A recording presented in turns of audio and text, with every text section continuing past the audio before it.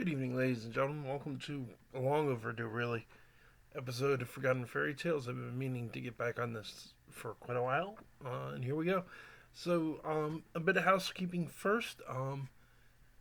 It's just so to let you know, tomorrow's night's that it'd be the 28th of November.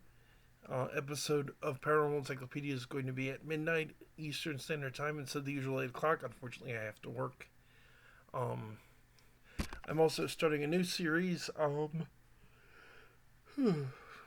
Probably something along the lines of Classic Scares is going to be the name, where I'm going to read a bunch of classic horror stories, stuff that's in the public domain, starting with A Tragical History of Dr. Faustus by Christopher Marlowe.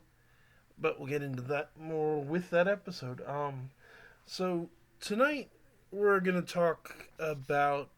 It's a relatively short episode, granted, but we're going to talk about a very interesting bit of history slash folklore with one of the greatest blues musicians of all time, um, and a member of the infamous 27 Club you sometimes hear talk about. That would be, of course, Robert Johnson. Now, Robert Johnson was a blues musician living in Mississippi. Apparently, he was born May 8th, 1911, died in August 16th, 1938. Blues musician, singer, songwriter. Now, the thing is, when Johnson first started out, he wasn't very good. And he wanted to be this great musician, but he didn't have the talent to do it. So, he went away for a while.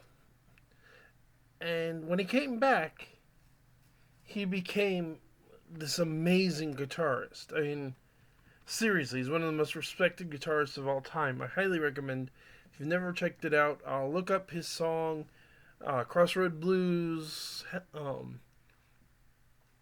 or, hold on, let me get a couple of the names, because I'm having one of those moments.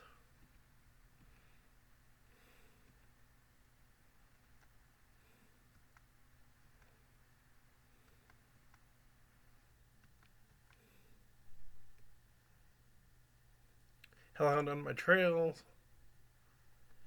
Sweet Home Chicago. This guy did, I mean, just to give you an idea of how great a musician he was, Eric Clapton considers Johnson the most important blues musician who ever lived. Recording of his songs to make Me and Mr. Johnson, a blues rock album released in 2004. Robert Plant of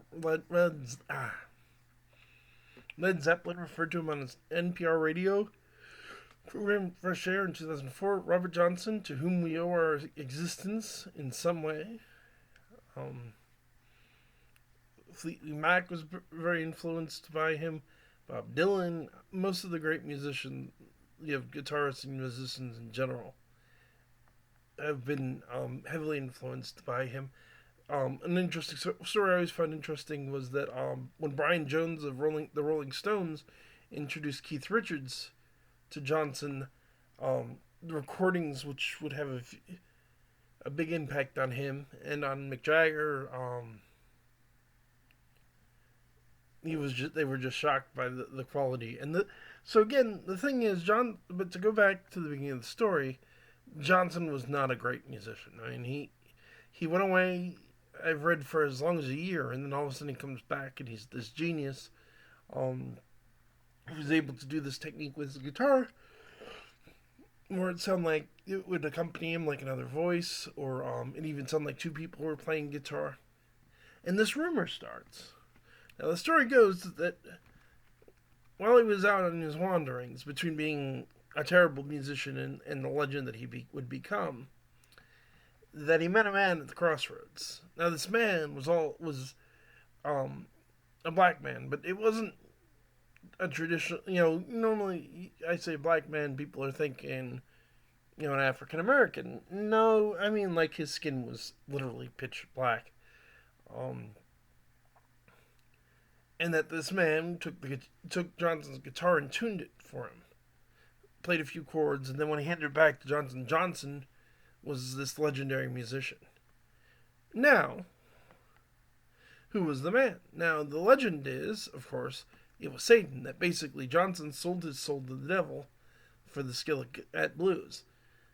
Is this, now, here's the thing. You could argue, is it true, is it not, is this a legend, a folk tale?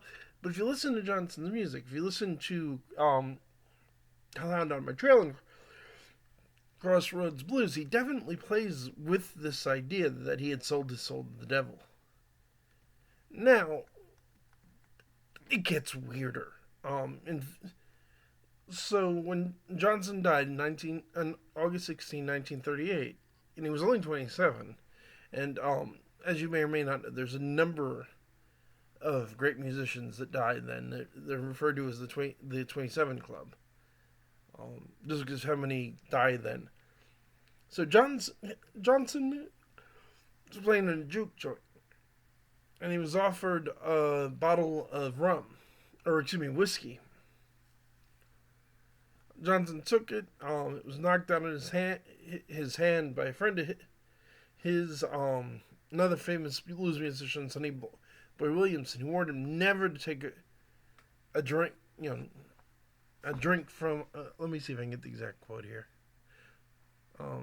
Never take a drink from a bottle he hadn't seen open. Johnson replying, "Don't ever knock a bottle."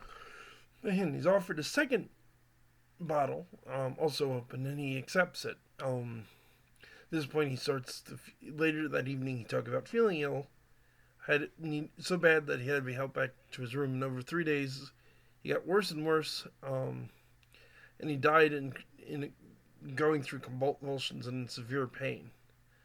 The legend is that he was killed with strychnine by a jealous husband, because he had a tendency to flirt with and have even affairs with married women. Now, here's the thing. We don't know exactly how he died. Poisoning is the usual theory, specifically strychnine. The problem being that, generally speaking, strychnine has a very distinct taste, that the whiskey wouldn't have been able to mask. But for that matter, it's a very lethal poison, and if it was enough to kill him, it would have killed him faster than 3 days. There's one last mystery about Johnson, which is nobody knows where he was buried. There are, in fact, 3 different sites in various church cemeteries that have markers erected to him as possibly where he died. Might have been Mount Zion Missionary Baptist Church, which is near Morgan, Mississippi. It could have been Payne Chapel near Quito, Mississippi. And then more recently, they've suggested that it's actually under a big pecan tree in the cemetery of Little Zion Church, north of Greenwood along Money Road. The simple reality is we have no idea where he was buried. We have no idea, of course, if he really sold his soul or if it's a legend. There's a theory that folklorists have suggested, for that matter, that he didn't make a deal with a supernatural being, but it wasn't Satan. It was Legba, who is a figure in voodoo. He's a very dark, but he's not an evil figure by any means, but he's a dark figure. And he's associated with the crossroads and with making deals. He's seen as kind of a trickster figure. But we don't know, and I wanted to share this particularly because we're moving on to doing the tragical history of Dr. Faust, so I thought it was a good way to transition into that by telling the story of one of the more contemporary famous men to sell his soul. He's not the only blues musician to make the claim. Tommy Johnson also made the same claim around the same time. Now that's Robert Johnson. Again, if you haven't heard his music, look at Crossroad Blues, Sweet Home Chicago, and Hellhound on My Trail. They're brilliant pieces of music, whether he actually sold his soul or not. So that's it for tonight's episode of Forgotten Fairy Tales. I'm your host, as always, Kevin Mears. Have a good night, gang.